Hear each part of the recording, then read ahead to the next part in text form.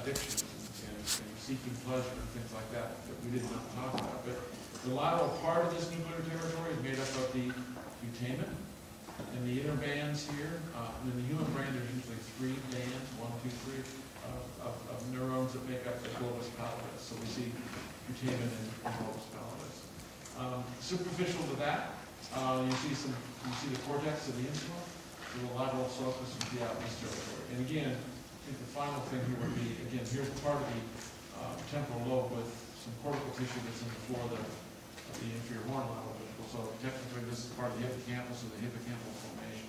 So again, major on this slide would be mostly just identifying a major structure. So slide 24. Again, you should be able to recognize that this section on 24 represents a section of what part of the brain? The midbrain. Midbrain. Again, major anatomical landmarks include the cerebral aqueduct with periaqueductal graft. You can see the area here of the cerebral peduncle. I think you know by now that in the cerebral peduncle, you need to recognize this big bundle of white matter, which are all descending fibers descending out of the cerebral hemisphere. You should be able to identify this structure as the cerebral what? The cerebral fluid, or fluid cerebral. Again, I'm not as likely to ask you what kind of fibers fill the middle 1/3. You already know that. That's pyramidal fibers. And here, cortical pontines. But remember, there's other descending cortical fibers mixed in with the cerebral fluid besides those common fibers that I mentioned. You should be able to identify the position of a major nuclear complex here, which is part of the basic ganglion network, which is called the substantia nigra. Filled much of this area through here is substantia nigra. Certainly, you should by now know that the cranial nerve that exits out of the midbrain through the intravernuncular fossa, which is here, is what cranial nerve but the third nerve. So there's oculomotor nerve. So this section, because it shows oculomotor nerve, goes along with the superior colliculi. So at this slide, 24, there's the superior colliculi, the major landmark. Now again, if this is third nerve, I told you that I would expect that you could kind of see that, hey, some of these axons that are going to eventually exit from here to form a third nerve, you can see some of these axons which have yet to exit. If you follow these dark streaks back, they lead you to not a well-defined, but sort of well-defined nuclear complex here, nuclear territory here on the left and here on the right. So you might well guess that this nuclear territory has to do with the oculomotor nuclear complex. So you should be able to identify on this slide the oculomotor nuclear complex, and that goes along with the third nerve. Again, in lecture, you might have to know about the part of the oculomotor nuclear complex that's made up of primarily preganglionic parasympathetic neurons whose axons help to make up the third nerve, and that's the epigastral nucleus. You don't see it here, but that epigastral nucleus is the autonomic nucleus of this complex. Okay? I mean, it's possible I could ask you the position of a major ascending somatosensory pathway that dominates this area through here, and that would be what pathway? The medial lemniscus. Remember the cornucopia here. The medial lemniscus is the white part of the basket. The tapering into the basket here, that's where the spinal thalamic tract is. And again, I could ask you that, but that maybe gets a little bit So this is another section I think you should be able to write down as midbrain. Slide cartoon 23, plate number 23. Again, key here is cerebral aqueduct in a very nice distinctive periaqueductal graft. You see those structures generally you're in the midbrain. And although there is a little bit of pons here, some of the basilar part of the pons was grazed by dissection. Again, this structure goes along with being midbrain. This is cerebral grooves, and the major, mostly motor control group of neurons that form the nucleus here. This nucleus is the substantia nigra, so you can see substantia nigra. Now again, on this slide, I think one of the distinctive features compared to the previous slide of the midbrain, again, this is slide 23, is the decussation to the superior cerebellar peduncle. And at the level of the midbrain where these peduncle fibers decussate is at the level of usually the inferior colliculi. So I know that this is contrary to what he labels these colliculi in the atlas, but the bottom edge of the superior colliculi. But I always think of them as inferior colliculi because they go along with these decussations. decussations. And what goes along with both, the inferior colliculi and the decussations, is the cranial nerve nuclear pair, one here on the right, one on the left. And these are a very small group of neurons, but they innervate only a single muscle of the eye. And what nucleus is this? This is the trochlear nucleus. So if I pointed to something like this, I'd probably just say, hey, name this specific nucleus right here. Okay, that's the trochlear nucleus. Again, you can see suggestions of a white matter pattern here in the cornucopia. Medial lemniscus fills much of this territory through here. Spinal thalamic tract fills much of this white matter area through here. And the trigeminal thalamic tract is along this region of that area. Again, some of that becomes a bit difficult to ask. So major structural things, along with the trochlear nuclei on this slide. Now, you ought to be able to recognize that this part of the brainstem is dramatically different from what we've been looking at. Again, it's very big. My eye is attracted to all these decussating fibers. This is slide 19, by the way. And that's upper pons. And so you should be able to know that it's pons because you see all these pontocerebellar fibers decussating across the middle. Very typical of pons. Remember, these pontocerebellar neurons originate from pontine nuclei. So most all these gray matter areas between the fibers are pontine nuclei. Again, the pyramidal fibers are going through the basilar pons in fascicle-like bundles. So that fits with being pons. So here's pyramidal fibers. Again, there are other descending motor control fibers mixed in here as well. Unfortunately, he included a slide where the middle cerebellar peduncles have been trimmed up, right? They've been trimmed, but again, you can see middle cerebellar peduncle, which goes along the pons. So you should know that this is fourth ventricle. I could ask you that. And in the lateral wall of the fourth ventricle, this being the upper pons, slide 19 is upper pons, these are superior cerebellar peduncles, which are going on upstream into the midbrain. And we saw on the previous slide, they decussate when they go into the inferior part of the midbrain. Okay? Now, on this slide, upper pons, again, there's a couple cranial nerve nuclei here that we've identified for quite a while that I said I'd like you to be able to measure. This is the level of the pons where the fifth nerve comes in and out of the pons. And at that level of the upper pons, this nuclear territory makes up the chief sensory nucleus of the fifth nerve, also known as the pontine trigeminal nucleus. I think in the atlas he calls it the principal trigeminal nucleus, and that's fine too. These are secondary neurons with the fine touch and vibration and proprioceptive pathway for the inside face. And then medial to that, more recently in the third part of the course, when we reviewed cranial nerves, we talked about the trigeminal motor nucleus. So these are lower motor neurons of the trigeminal nerve located here.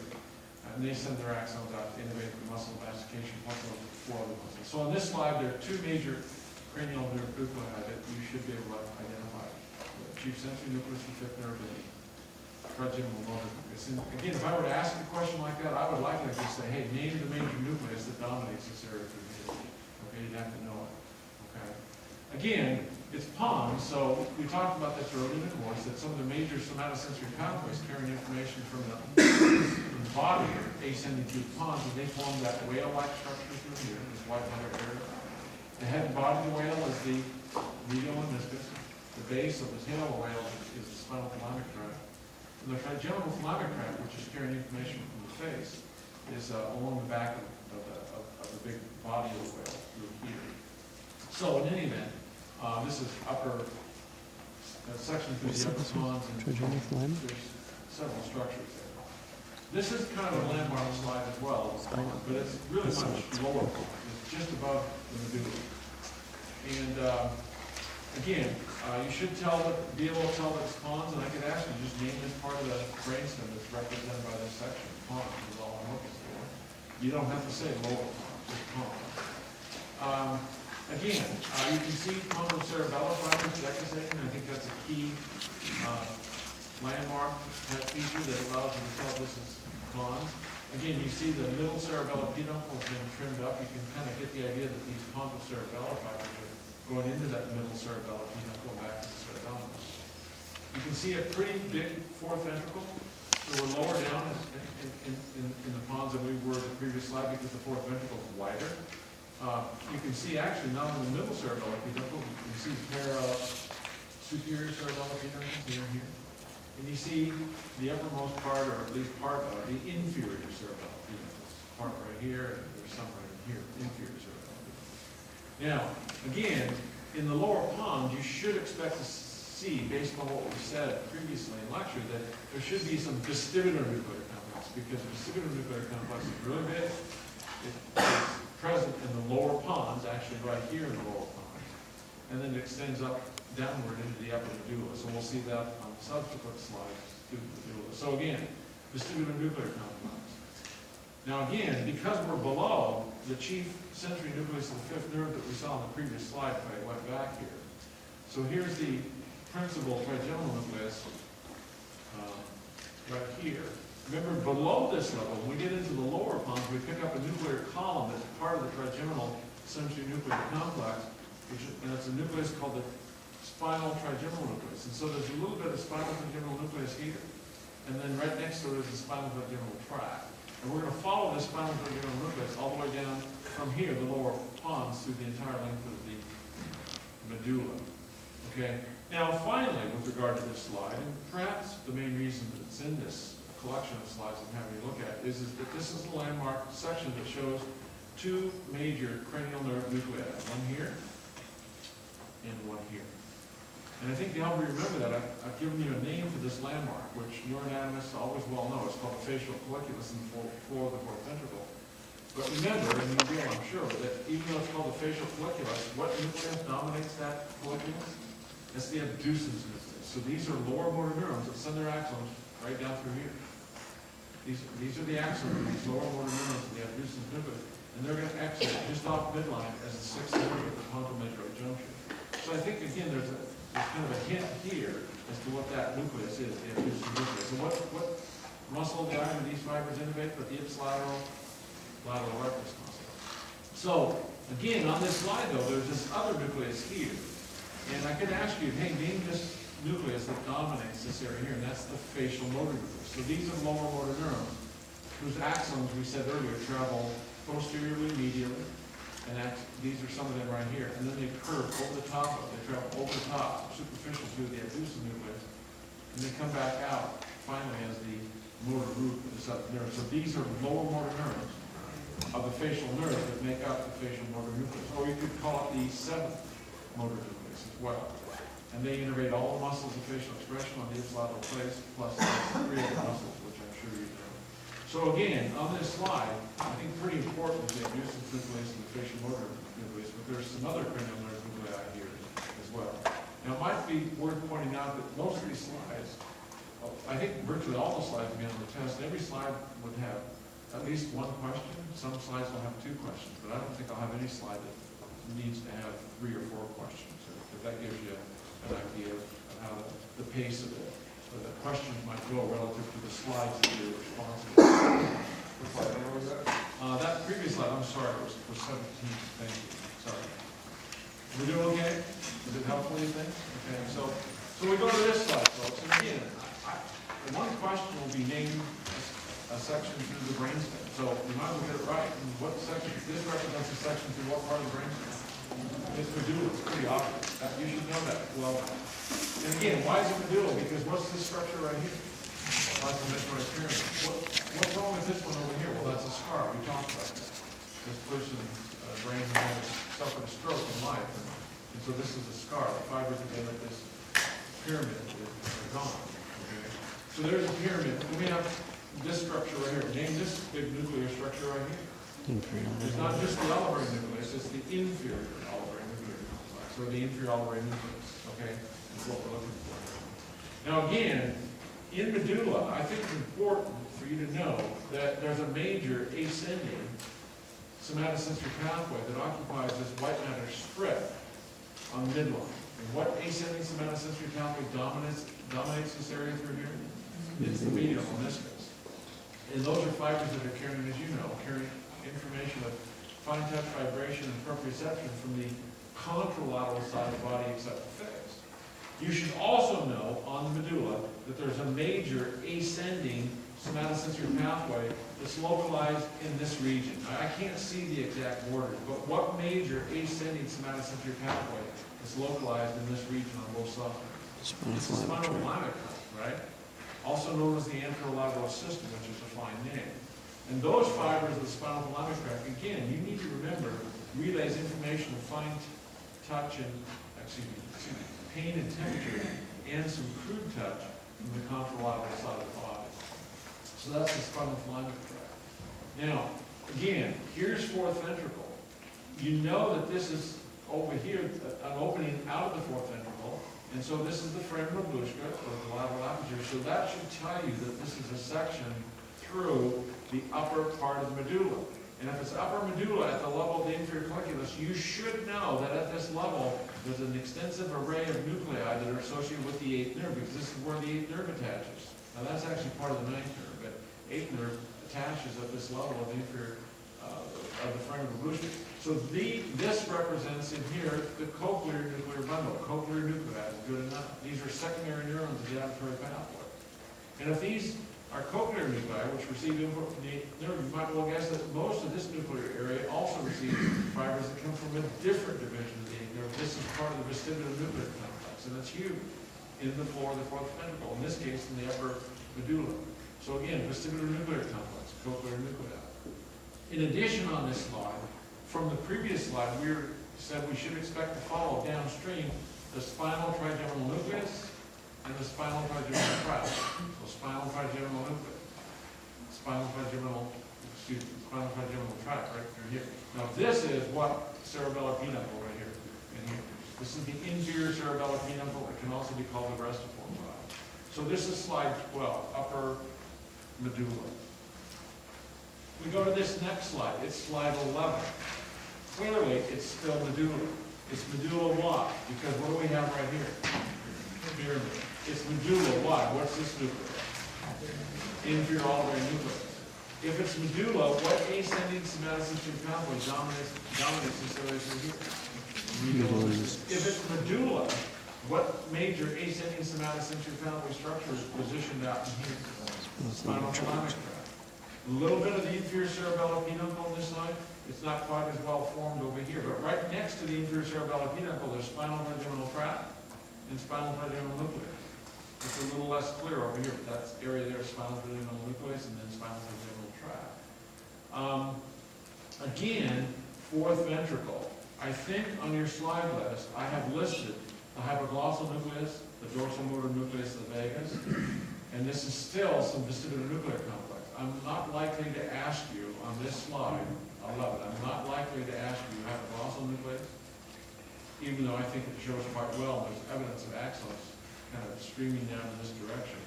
Or I'm not likely to ask you the dorsal motor nucleus of the vagus. I told you that, I think, last week in one of the reviews that I did or something like that. In any event, I wouldn't worry too much about the nuclear array in the floor of the fourth ventricle. Just realize all these are cranial, well, not that, but all this area here is cranial nuclei. Okay? Now, the final slide. What's that? Big one in the top second corner? Top where? Top right hand of the fourth. Oh, right here? Yeah. So this is part of the vestibulonuclear complex, Marshall. And the dorsal motor nucleus of the vagus is right in here. Okay?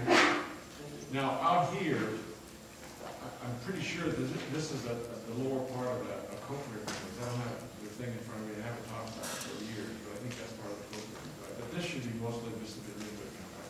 In here, as I recall, we're starting to pick up some of the lateral cuneate nucleus. But that's not on your list. Okay? All right.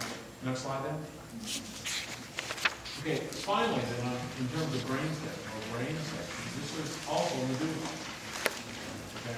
And you should know that because of the standard region. You have a nice pyramid on the left side. On the right side, we're cutting through still a pretty good section through the inferior auditory nucleus. You should know by now that there's still medial meniscus in this region here. Spinal thalamic tract is out in the lateral position, out in here. Now, this cartoon is in here, slide 9. This is slide 9 because this is the level where the fibers that make up this medial meniscus, this is the level at which they originate. They originate from these nuclei back here. These are neurons, secondary neurons of the dorsal column system. The neurons that make up this nucleus closest to midline is what nucleus? Nucleus gracilis. Because in the spinal cord, wouldn't the fasciculus gracilis be localized right in here? And there's still a little bit of fasciculus gracilis out here on the outer edge. So here's nucleus gracilis, right next to it. This is nucleus what? Cuneatus, and there will still be some fibers of fasciculus cuneatus here. These are secondary neurons of the dorsal column. They send their axons through these arcing fiber arrays right here, and these fibers decussate across midline and form the opposite medial meniscus. Okay, so nucleus gracilis, nucleus cuneatus, and right next to nucleus cuneatus is the spinal trigeminal nucleus. Now we're pretty far low down in the medulla, so this is probably far enough down to call this the pars caudalis of the spinal trigeminal nucleus. And why is the spinal trigeminal nucleus caudalis, this pars caudalis of the spinal trigeminal nucleus, why are these neurons important? Because most of these neurons, many of these neurons are secondary neurons that relay pain information from the ipsilateral phase. Remember that? Okay. I know when you get upstream in the curriculum, geez, all of a sudden I forget his name.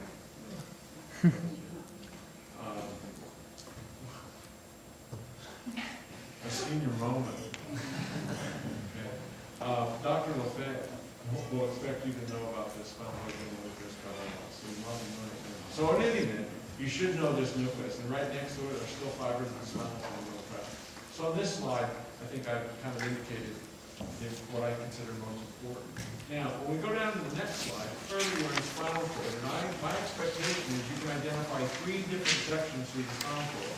Cervical spinal cord, thoracic from lumbar spinal cord. And I'm starting at the top going down, so this is side 4, this is cervical spinal cord. Remember that in the cervical part of the cord and the lumbar part of the cord, the volume of gray matter will be quite large. The butterfly will be very big. And so we have a large volume of gray matter here, okay? So we have to be either in the cervical or the lumbosacral enlargement of the cord. And then the next thing I look at is how much white matter. And there's really a thick veneer, a lot of cross-sectional area of white matter. So this has to be high up in the cord, based on what we've said through the course. So this is cervical spinal cord. You ought to be able to know that. Again, I usually wants to orient to ventral and dorsal, and ventral median fissure is one way to do that. Another way is the ventral horn is usually bigger, fatter, wider from medial to lateral. The dorsal horns are usually a little bit thinner, okay, not as wide. So there's several things that help orient you to anterior versus posterior. So here's ventral horn, okay? You really can't make out distinctively that much about the different laminae that make up the ventral horn. You can see the great commissure here with the central canal. Okay? You can see in the dorsal horn, I think you can roughly see if the dorsal horn looks to be capping out, ending right about here. On this side, ending right about here. So lamina 1 is out at the tip of the dorsal horn, and next to it should be lamina 2, which is not all that obvious on this slide. So lamina 2 is right in this region. Lamina 2 on this side is right in this region. Now, in addition to gray matter areas, we have white matter areas. So my expectation is that you should know that there is a major ascending somatosensory pathway that fills much of this area through here. And what pathway would that be? Spinal thalamic tract. This major ascending somatosensory pathway structure in this region. That's the main one. Now, in addition, you can see, I think, quite clearly that there's a major ascending pathway structure that I'm outlining right here. What's the major ascending pathway structure that makes up most of this area through here? Fasciculus gracilis. Fasciculus gracilis, and you should know that. In contrast, lateral to fasciculus gracilis, there's another major ascending pathway that fills much of this region through here, and that's what? Fasciculus cuneatus. Remember that fasciculus cuneatus is carrying information like fine touch, vibration, and proprioception from the ipsilateral lower body. The fasciculus gracilis at this line is carrying primarily fine touch and vibration from the ipsilateral lower body, below pieces. Now, there is another major ascending somatosensory pathway structure that we talked about that fills much of this region through here. A major ascending somatosensory pathway that fills much of this region here is made up of fibers that make up the dorsal spinal cerebellum. Remember, those are the fibers that originated from the nucleus dorsalis or Clark's nucleus. So that's another major ascending pathway that you should know right there. Now, in addition, we said that there is an important fiber tract located right here, just off the tip of the dorsal horn. So if I ask you to name the major fiber tract located in this region right here, what would you say? Lissauers. Lissauer's tract? Is that fairly straightforward? Lissauer's tract on both sides. If I ask you to name one major descending motor control pathway that helps to make up this area, what would you tell me? Lateral corticospinal tract is the major one. If you said rubrospinal, that would also work, but we didn't talk about it. Now, if I ask you to name one major descending motor control pathway in this region through here, there's several that you can mention. There's a tectospinal, there's an anterior corticospinal, there's a medial reticulospinal, there's a, I forgot one, tectospinal, descending medial longitudinal fasciculus. If I ask you to name a major descending motor control pathway, in this region here, you could name lateral reticulospinal, or you could name vestibulospinal. Okay? So again, you should know relatively the names of a couple of these major descending motor control pathways. The other structure that's very important for you to remember, I think, clinically as well as anatomically, is this little sliver of white matter, that dark stained area right here. What structure is made up by this dark stained area right through here? Anterior white commissure. Anterior white commissure. Why is that important? Because this is where the pain and temperature fibers are decussating from one side of the cord to the other. Yes? So you see there's also gray commissure? There's a gray commissure right here, the light stained area, and then just anterior ventral foot, there's that dark area right there, and that's the anterior white commissure. Yes, so there's actually two commissures, a white and gray. Did that answer that? Okay. So can I go to the next one? Yes. What was the major descending lateral of the beam? Oh, I'm sorry, lateral corticospinal? Yeah, that's really the major descending motor control pathway, is the lateral corticospinal. There is, again, overlapping with it, some nucleospinal fibers, which we haven't talked about. Okay? Next slide, then, okay? Just two more to go, and then we've got it. All right, so this slide, again, I think we'd all agree that the volume of gray matter is quite reduced from the previous slide.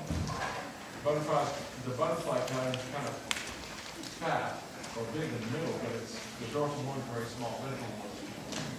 But look at all the volume of white matter, right? Look at the volume of white matter. So this is clearly, I think, thoracic cord. You should be able to tell the thoracic cord. And look, if you can tell the thoracic cord, which you should be able to do, then a couple unique features should be found on this slide. You might want to remember this.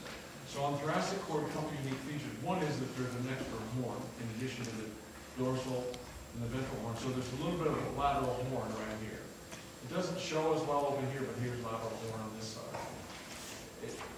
On a really good slide of the lateral horn, it'll pouch out about like this. It'll just hang out like a little tip of a finger, the distal phalanx of a finger or something. It's usually much bigger, but this is the slide you put in the end.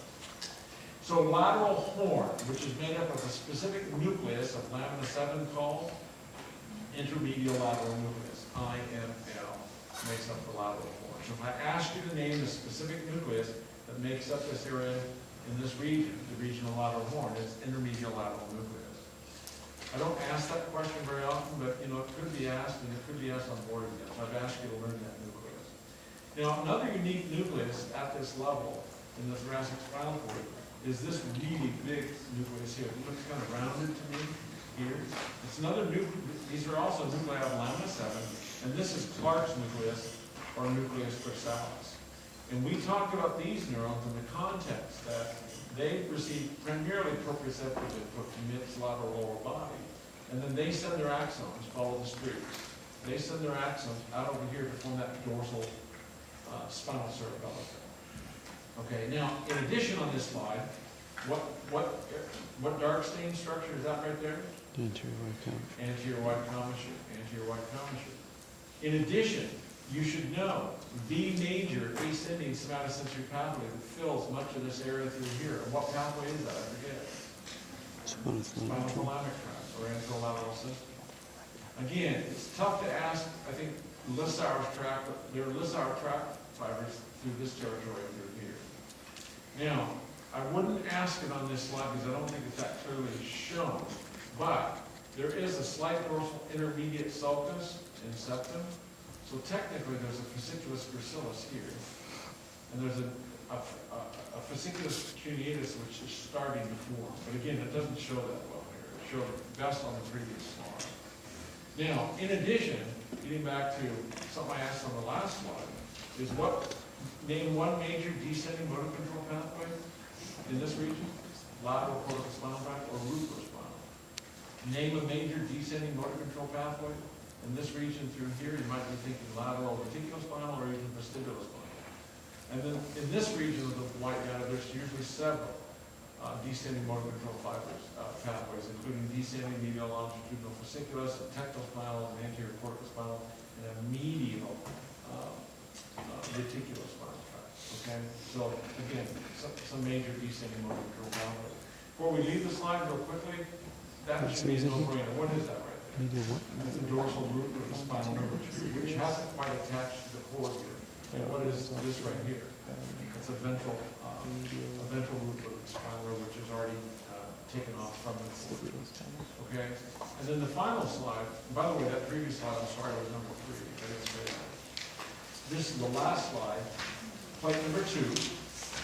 Again, the volume of gray matter is really, really big. So it has to be cervical enlargement or lumbosacral enlargement. But because the volume, the thickness of the white matter is so small, you should be able to tell that this is lumbar cord. And I've told you a couple times, at least maybe several times, that one question would likely be, name the part of the cord that's best represented by this section. And what part of the cord is represented here? I forget already. Lumbar. Lumbar cord. Again, on this kind of a lumbar cord, you can see a big fat ventral horn, you can see a big fat dorsal horn here, and you can see here evidence of what lamina that helps to make up the dorsal horn of the spinal cord grid. Dos. Lamina 2, also known as Substantia substantia gelatinosa. gelatinosa. And so lamina 1 is just going to be a thin area out here. You really cannot define the exact border of lamina 1. And then what structure dominates this area through here? Lissauer. Lissauer tract on that side and here on this side.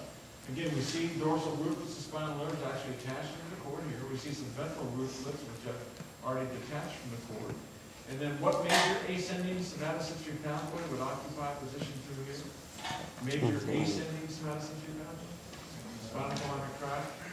There'd still be lateral corticospinal tract and some roofospinal tract in here, and there'd be some descending motor control pathways displayed through these regions that we talked about on the previous 2 slides.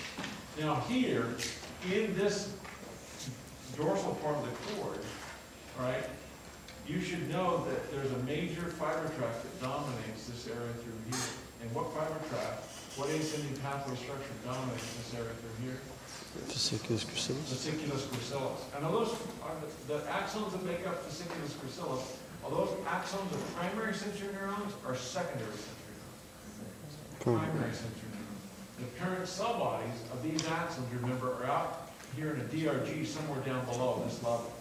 Because these fibers are primary sensory fibers carrying fine touch vibration and proprioception from the hips lateral lower part of the body. Okay? So in any event, the exam on the slides, on Thursday, I think you have a schedule of events. I think it starts at 12:30. It'll be 20 questions. Most all those questions will be simply name and structure. Okay? And I'm looking to test your basic minimal comments. Yeah. Okay?